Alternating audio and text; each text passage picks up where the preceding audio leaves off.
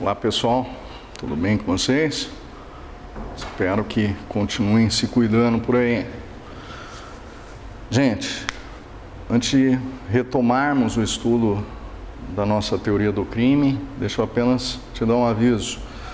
O trabalho bimestral que eu havia te passado lá no começo do ano continua valendo, tá? Com aquelas mesmas regras, daquela mesma forma. Então ele vai ser utilizado para compor a média desse segundo bimestre, tá? Então pode fazer. O que pode ocorrer é uma dilatação no prazo de entrega e uma alteração em relação à valoração que vai ser dada a ele. Mas o trabalho vai existir. Então aqueles que quiserem já se antecipar e fazerem o trabalho, fiquem à vontade. Já aproveitem e já resolvam isso aí. Tá certo? Nossa avaliação ainda não sabemos se vai ser pelo meio virtual, se vai ser presencialmente, vai depender muito da evolução da situação. Em princípio, creio eu, não vamos retornar para as aulas presenciais nesse semestre. Então, vamos ter que achar uma forma alternativa aí de conseguir atribuir nota a vocês. Mas isso vamos aguardar para definir, na verdade, o que vai acontecer, tá bem? Ok, gente, dando sequência ao estudo da teoria do crime. Nós vimos, no final da aula passada, uma teoria geral da antijuridicidade, tá? Eu introduzi ali o tema antijuridicidade e hoje vamos falar sobre as 4 causas legais de exclusão da antijuridicidade, tá? Lembrando você que crime é fato típico, antijurídico e culpável. Se eu tiver uma dessas causas de exclusão de antijuridicidade, eu não tendo antijuridicidade, eu não tenho crime, tá? Então, é esse o nosso assunto na aula de hoje, tá? O estudo das causas legais de exclusão da ilicitude. Tudo bem? Pois bem, vamos começar com o estado de necessidade. Nós sabemos, e isso nós ouvimos desde o primeiro ano, quando lidamos lá com o direito penal, parte geral, que a função do direito penal é defender bens jurídicos que a sociedade entenda relevante, que sejam relevantes do ponto de vista social. Mas pode acontecer que numa determinada situação, 2 bens jurídicos entrem em linha de colisão. Nesse tipo de situação, o sujeito vai ter que optar por um desses 2 bens jurídicos. E é aí que começa a entrar a figura do estado de necessidade. Imagine a seguinte situação, vamos trabalhar em cima dela. Está saindo da faculdade com o seu veículo, vai descendo pela rua e de repente você vê um sujeito que desavisadamente começa a atravessar a rua. Você tem 2 alternativas. Ou você continua no seu trajeto e atropela e pode matar aquela pessoa, porque não dá tempo nem de você frear, está em cima de você. Ou você joga o seu carro para o lado e abalroa um outro veículo que está ali estacionado. Você não tem outra alternativa. Você tem de um lado a vida de uma pessoa e de outro lado o patrimônio de uma pessoa. Você é obrigado a escolher: atropelo e mato, ou abarrou o veículo e causa um dano patrimonial a alguém. Pois bem, vamos trabalhar em cima desse exemplo para que a gente possa aí estudar os requisitos do estado de necessidade. O primeiro deles é o perigo atual. Perigo atual, a situação está ali, posta na sua frente, está acontecendo. Ou você joga o veículo para o lado, ou você vai atropelar o camarada. Se você for no Instituto da Legítima Defesa, está lá agressão atual ou iminente. Iminente é aquela que está prestes a ocorrer. No estado de necessidade, a lei não traz perigo atual ou iminente. Traz apenas a figura do perigo atual, ou seja, aquele que já está ocorrendo, aquele que já está acontecendo, já está posto ali na presença do agente. Só que a jurisprudência, ela, muito embora o texto de lei não traga a figura do perigo iminente, ela tem se posicionado no sentido de permitir a possibilidade do estado de necessidade pelo perigo iminente, porque diz que não é correto, não seria razoável esperar que o perigo se concretizasse para só depois o sujeito vir a agir. Então, tem essa questão aí que você tem que se deparar, ter na sua mente no momento que você vá analisar aí um caso concreto de estado de necessidade, ok? Segundo requisito, você pode agir na defesa de um direito seu ou de terceiro. Esse exemplo que eu te dei é um estado de necessidade onde você está tentando salvaguardar um bem jurídico de terceiro, no caso, a vida daquele pedestre que desavisadamente foi cruzando a rua na sua frente. Mas você pode ter um estado de necessidade em defesa de um direito próprio. Por exemplo, você está num barco e o barco naufraga. Existe lá uma tábua de salvação que só comporta o peso de uma pessoa. Tem você e mais um querendo aquela tábua. Você vai e mata aquela pessoa para poder salvar a sua vida. Estado de necessidade em defesa de um direito próprio, tá? Então, segundo requisito. Terceiro requisito, o perigo deve ser inevitável, tá? Se existe alguma outra forma de você afastar aquela situação de perigo, você não pode alegar estado de necessidade. No exemplo que eu te dei, ficou claro, deixei claro que não existia outra forma. Não dá tempo de frear. Ou você joga o carro para o lado e bate no carro que está estacionado, ou você vai atropelar e matar aquele cidadão.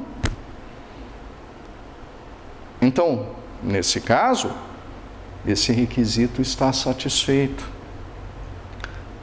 Quarto requisito, o elemento subjetivo. Conhecimento de que você está numa situação de estado de necessidade. Você tem a consciência ali, fática, de que você vai atropelar alguém se você continuar na sua marcha normal. Tá? Então você tem consciência de que existe um quadro fático que é do seu conhecimento e te permite agir de maneira a invocar posteriormente o estado de necessidade. Ok? Um outro requisito, não pode ter o dever legal de enfrentar aquela situação de perigo. Por exemplo, um bombeiro, ele não pode alegar estado de necessidade ao dizer: não vou entrar naquela casa em chamas para salvar uma pessoa, porque senão vou morrer. Não vou subir até o 8º andar de um prédio para salvar uma outra pessoa que está lá, senão vou cair. Não vou entrar no mar para fazer o salvamento de alguém que está se afogando, senão eu vou me afogar. Por quê? Porque ele tem o dever legal de enfrentar a situação de perigo. É claro, gente, que não há de se exigir desse agente um ato heróico. Por exemplo, você vê que um banhista está lá na frente, começa a se afogar. Está vindo uma onda tsunâmica de 10 metros. O bombeiro não salva a vida, não tem que ir lá para morrer junto. Seria exigir demais, seria exigir dele um ato heróico, ele ir lá para salvar aquela pessoa. Iriam morrer os dois. Tudo bem? Outra coisa, você tem que fazer uma ponderação dos bens em conflito. Existe a inexigibilidade de sacrifício do bem preservado. Para que se possa invocar estado de necessidade, o bem jurídico preservado, ele tem que ser de igual ou de maior valor do que o bem jurídico sacrificado. Então, por exemplo, você destruir um patrimônio para salvar uma vida, nesse exemplo que eu te dei. Você matar uma outra pessoa para conseguir a tábua de salvação para salvar a sua vida. Veja que nesses dois exemplos, o bem jurídico preservado, ou ele é de igual valor, ou de maior valor do que o bem jurídico sacrificado. Eu não posso ter uma situação onde o bem jurídico preservado tem um menor valor do que o bem jurídico sacrificado. Nesse caso, eu não vou ter estado de necessidade. Então, imagina, por exemplo, você está lá na sua fazenda, de repente vê alguém furtando umas galinhas lá do seu galinheiro. Esse alguém não está te oferecendo nenhum tipo de risco à sua segurança. Ele não te ameaçou, não te agrediu, não está na iminência de fazê-lo. Ele está simplesmente pegando uma galinha, botando debaixo do braço e indo embora. Você pega a sua espingarda, engatilha, atira e mata o sujeito. Você pode alegar estado de necessidade, falar, eu preservei o meu patrimônio, por isso eu matei? Não. Nesse tipo de situação não há estado de necessidade. Você vai ser condenado, se for provada a materialidade e a autoria delitiva, mas você vai ter um direito à redução de pena, que vai de 1/3 a 2/3. Mas nessa figura não há estado de necessidade. Ok? E um outro requisito é você não ter provocado voluntariamente a situação de perigo. Nesse exemplo que eu te dei, não foi você que fez o cara atravessar a rua desavisadamente. Nesse outro exemplo da tábua de salvação, não foi você que voluntariamente foi lá e afundou o barco.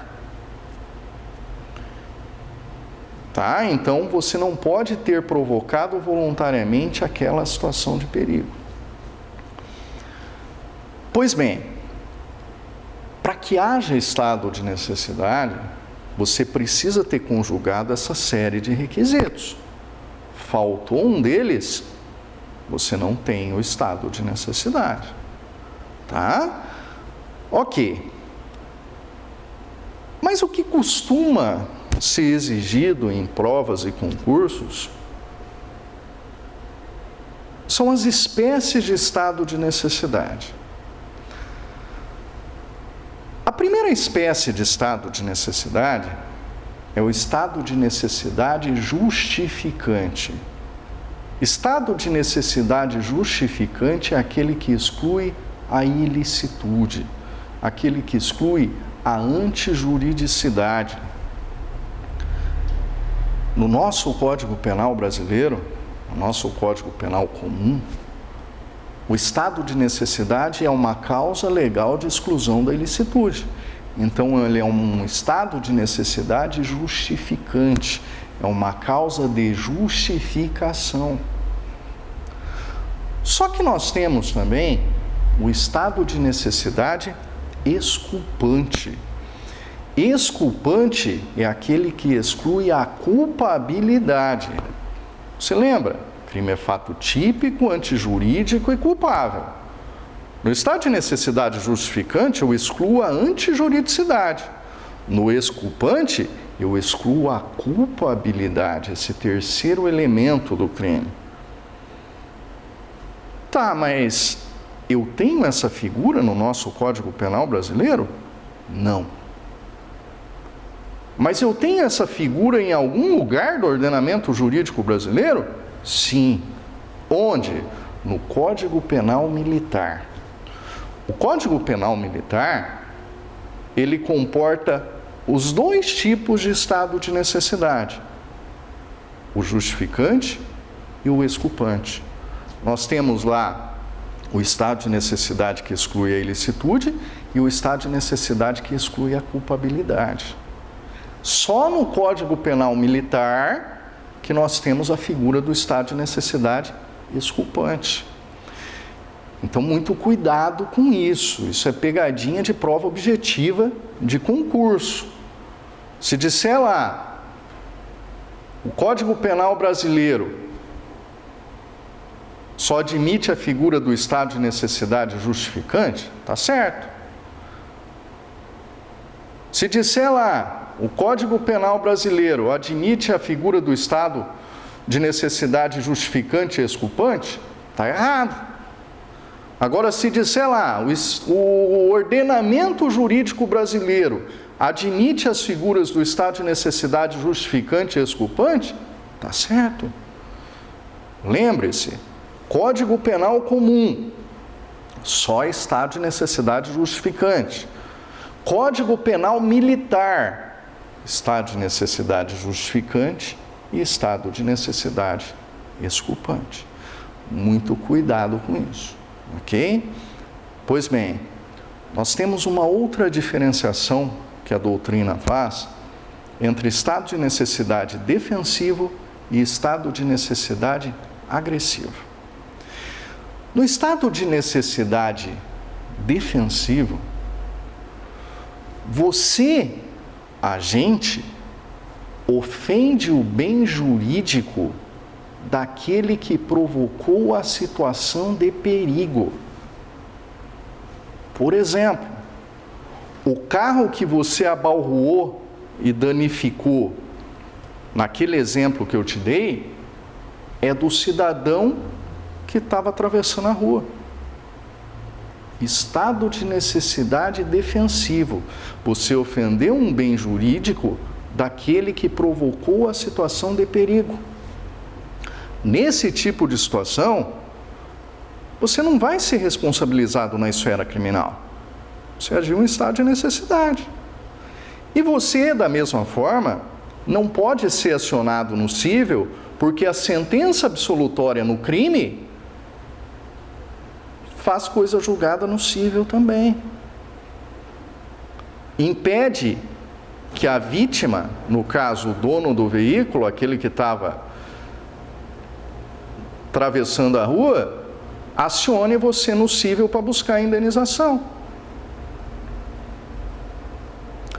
Então, no estado de necessidade defensivo, você se livra da parte criminal, através da excludente do estado de necessidade, e ao mesmo tempo impede a possibilidade de ser acionado no cível com uma ação de reparação de danos materiais. Está entendido? E o estado de necessidade agressivo? No estado de necessidade agressivo, o bem jurídico que você sacrificou é de uma pessoa diversa daquele que provocou a situação de perigo. Imagine que aquele veículo que você abalroou e danificou para poder salvar a vida daquele que estava atravessando a rua é de uma outra pessoa que não tinha nada a ver com a história. Era de um outro aluno que estava aqui na sala de aula estudando. Chegou lá embaixo e viu o carro danificado.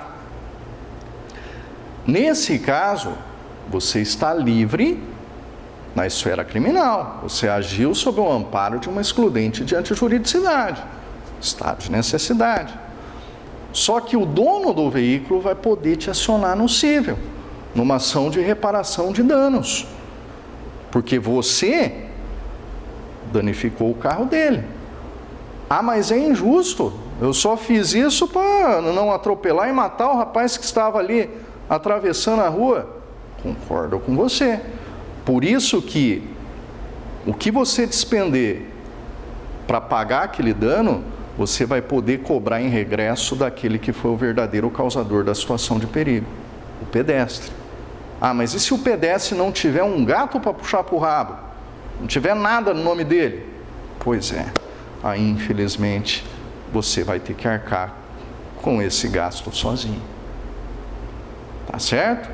Então, estado de necessidade agressivo te absolve no crime, mas não impede que você seja acionado num juízo civil. Ok? Pois bem. E o estado de necessidade putativo? Putativo é o falso estado de necessidade.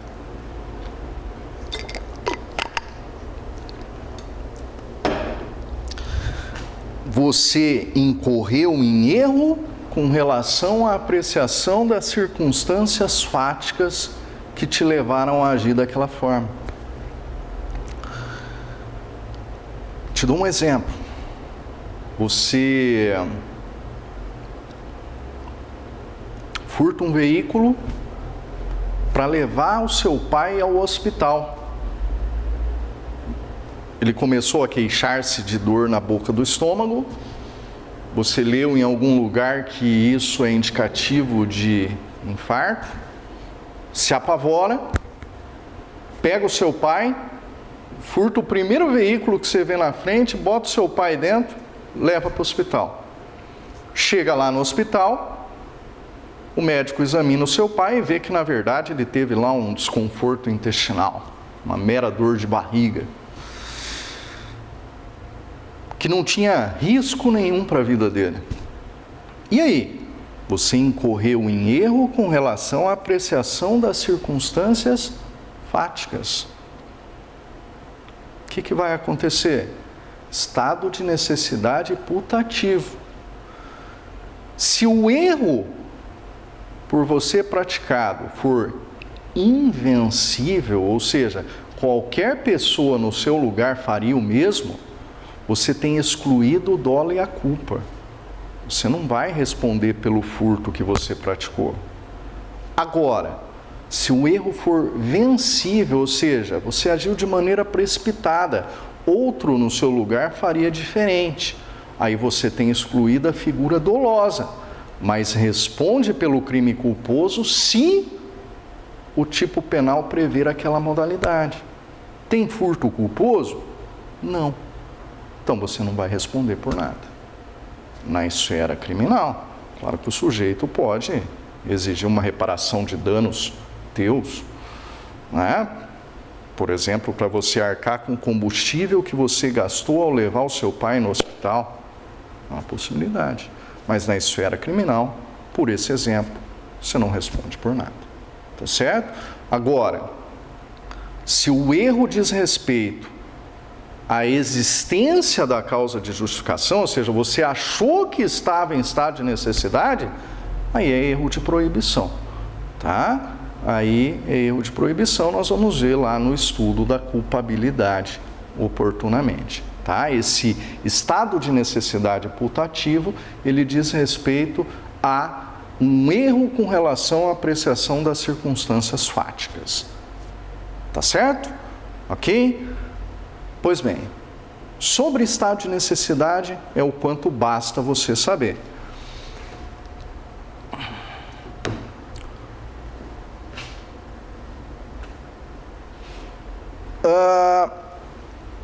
Exercício regular de direito.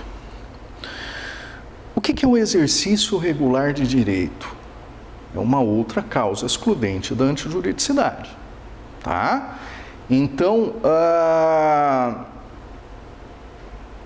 essa excludente, ela existe quando o agente, quando o sujeito faz uso de qualquer direito previsto em qualquer ramo do ordenamento jurídico brasileiro. Por exemplo, flagrante facultativo. É um direito que você tem de prender alguém que está em flagrante delito.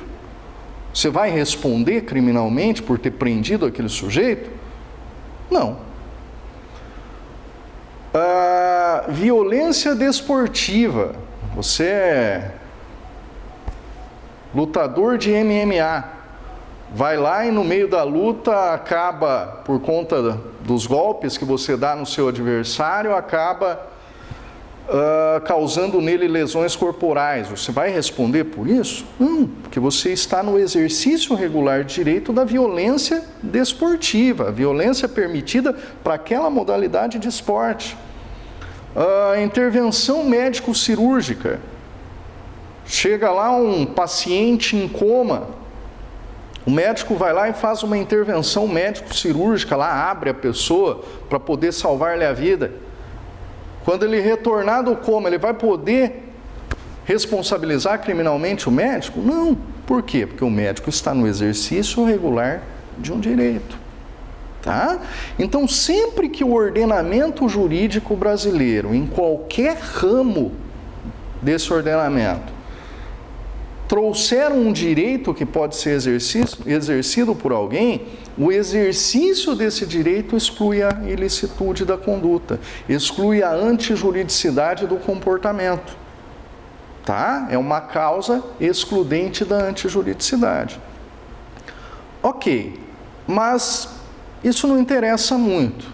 O que interessa para fins de concurso, nesse ponto, é saber o que é a teoria da tipicidade conglobante.